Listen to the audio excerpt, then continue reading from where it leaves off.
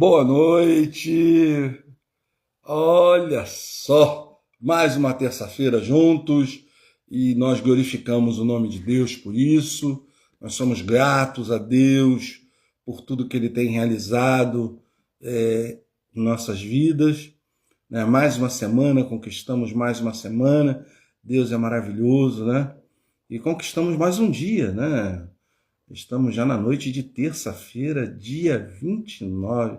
Amanhã é um dia maravilhoso, sabe? Como todos os dias, mas amanhã é o dia do Natal de uma pessoa que não tem igual para mim, né? Então, amanhã é o dia, sim, muito especial. É total gratidão a Deus por esse dia, né? Depois nós vamos falar um pouco mais sobre isso, né? Agora nós vamos orar, que todos tenham uma boa noite, que Deus possa estar na vida de cada um de vocês de forma maravilhosa e tremenda, né? E nós vamos falar com o Papai do Céu, tá certo? Pai amado, Pai querido, muito obrigado pelos momentos que o Senhor nos concedeu nesse dia, nesse início de noite, Senhor. Te agradecemos também por mais uma semana que o Senhor nos concedeu, pela tua graça, pelo teu poder, pelo teu amor por cada um de nós. Ó Senhor, nós agora colocamos diante do teu trono de graça os meus arrependimentos. Ó Senhor, que o Senhor Jesus possa me lavar, me purificar com seu sangue e seu Santo Espírito me use como um instrumento sem nenhum impedimento para abençoar a vida de todas essas pessoas. Ó Senhor, te pedimos também a direção para esse culto, que tu fale como tu falastes ao meu coração através da palavra, que tu fale aos corações de cada um deles, Senhor. Pai, colocamos tudo isso em tuas mãos, sabemos que teu Santo Espírito já está operando entre nós e nós cremos no teu poder. Oramos e fazemos e agradecemos em nome de Jesus. Amém. Bom, queridos, essa noite, nós vamos meditar. Eu mandei o vídeo para alguns, né? Então, você já tem mais ou menos uma ideia do que a gente vai falar, mais ou menos. Mas há uma profundidade maior naquilo que eu passei para vocês, né? Então, o tema que eu dei é reconhecer a soberania de Deus. É diferente do que eu mandei para vocês, na verdade. Eu mandei os assuntos que nós vamos tratar, né? Ô Henrique, meu cunhado querido, que Deus abençoe você. Solange tá mandando um beijo aí, abençoando você também, a tua vida, né? Então, reconhecer a soberania de Deus. Dê um beijão na Margarete aí, tá? Salmo 77, de 1 a 2, que é de uma pessoa maravilhosa, um levita fantástico, né? Escreveu esse salmo de uma forma linda e maravilhosa, saindo de toda a sua característica, né? Porque esse salmista falava muito sobre coisas nacionais, coisas sobre o povo de Israel, né? E ele agora está falando sobre si. Então é uma coisa muito interessante, um aprendizado muito interessante para cada um de nós, né? Então vamos compartilhar então esse texto, né? Nós vamos compartilhar quase o capítulo todo, que são 20 versículos, mas vamos ler só esses dois agora, né? Salmo 77, 1 e 2. Elevo a Deus a minha voz e clamo. Elevo a Deus a minha voz para que atenda no dia da minha angústia. Procuro o Senhor, que ergam-se as minhas mãos durante a noite e não se cansam. A minha alma recusa a consolar-se. Leonilza, querida, saudações aí a Fernando de Noronha, essa terra aí de Recife arretada. Que Deus abençoe, Lenilza, suas filhas aí, cada uma num estado desse norte do nosso país, algumas no sudeste. Ela tem filho em tudo quanto é canto, e seus genros e seus netos. Que Deus abençoe tua vida, tá? Você é muito amada, Miguel. Deus abençoe você. Boa noite, Miguel. Que Deus seja com a sua vida, né? E como nós lemos o texto, né, de Salmo 77, 1 e 2, Angustiado a ponto de não conseguir dormir, Asaf compôs o Salmo 77, né, para afirmar a sua confiança em Deus nos momentos mais difíceis, né, de sua vida. Enquanto alguns dos hinos de Asaf tratam de assuntos de interesse nacional, o tom do Salmo 77 é pessoal, né? É muito pessoal. O próprio autor enfrentava as dificuldades. Ele não explica as circunstâncias, mas releva o seu coração e lembra da grandeza de Deus que cuidava de Israel, né? Boa noite, Carlos Alberto, que Deus te abençoe, seja com a tua vida aí, com a Yolanda e com todos, minha querida prima Margarete, estaremos juntos dia 9, né, Margarete? Vou te dar um beijão, um abraço, prima amada, que Deus te abençoe. A pneumonia está saindo completamente, né? Você vê que a voz já está quase que totalmente solta. Tem horas que eu dou uma quedinha, né? A imunidade cai um pouco, mas eu estou bem, graças a Deus, né? E Asaf, né? Ele foi autor de... Não, desculpa. Asaf foi um levita, músico, caramba, não saiu. Proeminente na época do rei Davi e do rei Salomão. Conhecido por sua liderança na música, né? Na música de adoração no templo, né? Ele foi designado por Davi para liderar os músicos levitas. Era considerado um dos autores de alguns salmos do livro de Salmos. Asaf foi autor de 12 salmos na Bíblia Sagrada, numerados como 50, de 73, o 50, o Salmo 50, e o Salmo 73 a 83. Esses salmos são encontrados no livro de Salmos e são conhecidos como os Salmos de Asaf, né? Eu quis dar essa explicação para vocês entenderem quem é Asaf. Se fala muito de Asaf, né? Mas quem é ele, né? Qual o tempo que ele viveu? Ele viveu na época do rei Davi e do rei Salomão.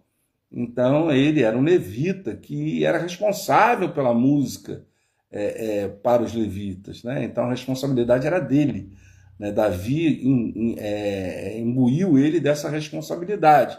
Esse salmo se divide em duas partes principais.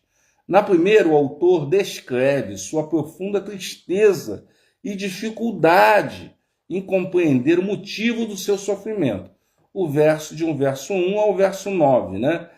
Na segunda, o foco está em Deus como poderoso Salvador, seu povo, o verso de 10 a 20. Ele é dividido nisso daí, irmãos, né? E a gente vai entender essa divisão aí. Talvez a maior lição prática desse salmo venha dos primeiros dois versos. Quando ele fala, elevo a Deus a minha voz e clamo, tem até um hino do HCC, no Hinário do Culto Cristão, que fala sobre esse hino. Ele é inspirado nesse hino do Asaf, né? Então, eleva a Deus a minha voz e clamo, eleva a Deus a minha voz para que me atenda no dia da minha angústia. Procuro o Senhor, ergam-se as minhas mãos durante a noite e não se cansam a minha alma, recusa-se a consolar-se. Salmo 77, 1 e 2. Quando passamos por momentos especialmente difíceis, de desânimos ou até depressão, onde procuramos ajuda? É comum mergulhar-se na tristeza, isolar-se de outras pessoas ou procurar algum alívio em bebida ou outras drogas. Mesmo as pessoas que professam a fé no nosso Senhor Jesus Cristo tendem a esquecer de Deus e fugir da sua presença em momentos de angústia. Não foi o procedimento de Asaf. Irmãos, isso é a pura verdade. Quando a pessoa está passando dificuldade, ela, em vez de se apegar a Deus, de buscar a Deus, de estar em oração, de clamar, até reclamar, sabe? Pleitear com Deus, entendeu? Você pode, Deus te dá esse direito. mas você precisa se estar na presença do Senhor, porque senão as coisas só vão piorar e você não pode deixar que as coisas piorem. Entende? Então, em nome de Jesus, meus irmãos, a dificuldade está aí. Todo mundo passa por dificuldade. Todo mundo passa por ansiedade, angústias, dores. Mas a gente não pode, de forma alguma, não estar na presença do Senhor. É a solução para a gente sair dessas dificuldades. Todo mundo passa por isso, irmãos. O desemprego está aí, a gente tem um monte de boleto para pagar, e aí fica na ansiedade que tem que pagar, entendeu? Ou então o salário não dá para suprir as necessidades. A gente tem que ter fé. Ou então a gente acabou se enrolando nos consignados da vida, entendeu? E está enrolado, e está difícil, mas tenha fé, meus irmãos, porque Deus vai socorrer você. Não desista. Não fuja de Deus. Nesse momento é um momento para que você fique junto a Deus, esteja em total comunhão, para que Deus possa te ajudar. Porque Deus está pronto a te levantar, meu querido. Deus está pronto a levantar você. Você não pode desistir. Você tem que insistir. As dificuldades estão aí. São inegáveis. Não tem quem não tenha dificuldade. Não tem quem não fique angustiado. Não tem quem não tenha ansiedade. É um mundo hoje, é um mundo de ansiedade. É um mundo de depressão. Oh Deus, Jesus te abençoe, querida. Então, poxa, a gente não pode perder o foco. O foco é Deus, sabe? Não dá para perder o foco, entendeu? Ele não explica as circunstâncias, mas ele revela seu coração e lembra da grandeza do Deus que cuidava de Israel. Pô, sabe? E aí ele traz a memória, sabe, do Deus que cuidava de Israel.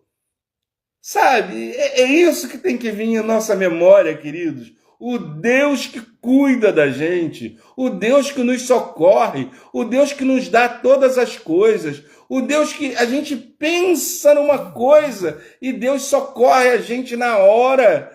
Poxa vida, como é maravilhoso isso, queridos.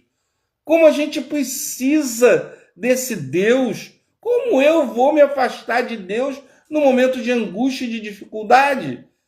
A sua busca trouxe consolação imediata. Quanto mais Asaf pensava em Deus, mais frustrado ficava. Onde estava Deus quando Asaf sofria? Deus havia rejeitado seu servo por algum motivo? Seria essa rejeição total e final? De noite eu indago o meu íntimo, o meu espírito perscruta, rejeita o Senhor para sempre? Acaso não torna ser o propício? Cessou perpetuamente a sua graça? Caducou a sua promessa para todas as gerações? Esqueceu-se de Deus? Esqueceu-se Deus de ser benigno? Ou a sua ira, terá ele reprimido as suas misericórdias? Isso está nos versos de 6 a 9. Né? Ele faz essas indagações, essas perguntas.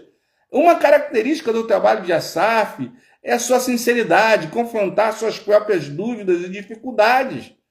Nesta primeira fase do processo, ele até chegou a pensar que Deus havia mudado. Olha só, quantos de nós pensam que Deus não é mais o mesmo? Tem pessoas que acham que Deus, porque está passando tanta dificuldade, acham que Deus não está atendendo o seu pedido. Mas Deus sabe o que você precisa. Você tem que manter a sua fé. É isso que você tem que manter. Né? Nessa primeira fase do processo, ele chegou a pensar que Deus tinha mudado. Mas como eu disse, como diz na versão nova atualizada do Almeida, então eu disse, esta é a minha aflição. O poder do Altíssimo não é mais o mesmo. Isso no verso 10. Mas Asaf não terminou o salmo com suas dúvidas, nem com suas conclusões iniciais. A busca continuou e ele se lembrou das grandes obras realizadas por Deus no passado, especialmente no trato especial dado ao povo escolhido. Ele fala das grandes obras realizadas por Deus e pensa no caráter divino. Queridos, é isso que você tem que pensar. Deus nunca falhou. Deus nunca deixou de cumprir promessa nenhuma. Então creia nesse Deus, sabe? Deixa o controle da sua vida nas mãos dele. Não deixe que a angústia, a depressão, sabe?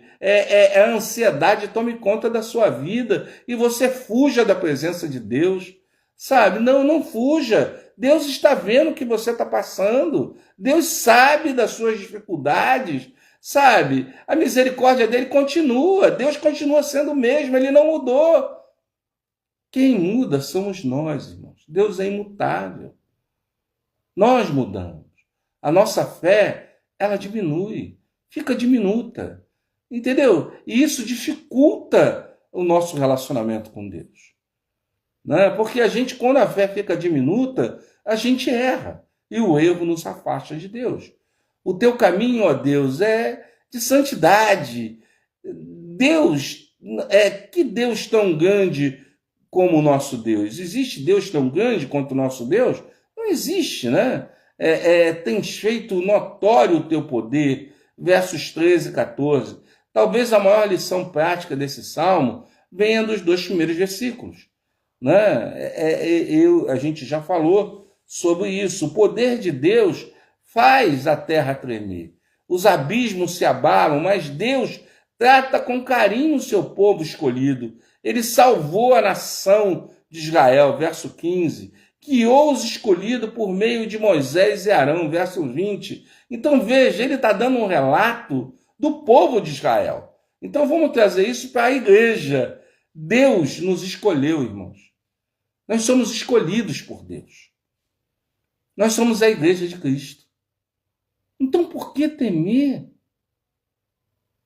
Por que ficar angustiado? O boleto está atrasado? Fica tranquilo, meu irmão. Deus vai te dar meios de você sanar isso daí. Está desempregado? Deus vai dar um meio de você conseguir algo que Ele separou para você. Agora, tenha paz no coração, porque Deus não vai deixar faltar nada para você, nem para os seus filhos, nem para sua prole. Deus está contigo, tenha fé, acredite. Isso não é para brincar, isso é para ter fé, é para enfrentar as dificuldades. Nós não fomos feitos para desistir das coisas, nós fomos feitos para seguir em frente, para enfrentar qualquer tipo de dificuldade. Foi para isso que Deus nos chamou. Então eu não posso deixar que isso venha atrapalhar, sabe, a minha vida, o meu crescimento. Asaf não revela o motivo da sua ansiedade. Realmente ele não revelou. Mas ele creu em Deus. Teve as suas dúvidas iniciais, até o versículo 10, ele tinha as suas dúvidas, até o 9, aliás, e daí ele mudou. Ele viu que o Deus que ele cria era o Deus verdadeiro. É o Deus que tudo pode. É o Deus que cumpre todas as promessas. É isso que a gente tem que, sabe, ter a certeza. As provações podem vir de muitas direções diferentes. Mas o que importa não é a fonte da angústia, e sim a nossa reação, o que façamos com Asaf. O que façamos? Buscamos e encontramos respostas em Deus. É isso que a gente tem que fazer, sabe? Porque só em Deus nós vamos ter resposta para as nossas dificuldades. Queridos, pense bem a vida que você leva, de angústias, de dificuldades. Nem todos, talvez, mas todos já passaram por esse momento. Seja por doença, seja por dinheiro, seja por problemas familiares, todo mundo tem alguma dificuldade. Isso sempre causa ansiedade. E a ansiedade, ela causa angústia. A angústia vai causar depressão. Então, poxa, tenha fé em Deus. Deus não vai permitir que você entre em um desses estágios se primeiro você buscá-lo. Tenha essa certeza. Creia em Deus. Creia, querido. Entrega a tua vida. tranquiliza teu coração, sabe? Não olhe e veja o mal que está. Olhe para Deus, olhe para Jesus Cristo, autor e consumador da nossa fé. É nele que está todas as coisas que nós precisamos. Olhe para ele. Não olhe para a dificuldade. Porque a dificuldade vai ainda te levar para um abismo. E se você olhar para Cristo, você vai direto para ele. Não porque ele está te chamando, mas direto para a graça dele. Ele vai te amparar na palma das mãos dele. Para te dar segurança, para te guardar. Sabe? Creia nisso, querido. Não deixe que as dificuldades te afastem de Deus. É nesse momento que nós temos que buscar. Não se esconda. Não faça como esses bichos que metem a cabeça no buraco. Né? Levante a sua cabeça, olhe para o autor e consumador da nossa fé e caminhe, siga em frente. Porque é isso que Jesus espera de mim e de você. Que Deus abençoe a vida de cada um de vocês. Né? Nós agora vamos para a nossa segunda parte do culto, né? Que é a parte de gratidão, intercessão. Né? Nós vamos para essa parte agora, né? Mas eu peço a vocês, em nome de Jesus, não esmoreça. Fique firme na fé em Cristo Jesus. Bom, nós temos aniversário.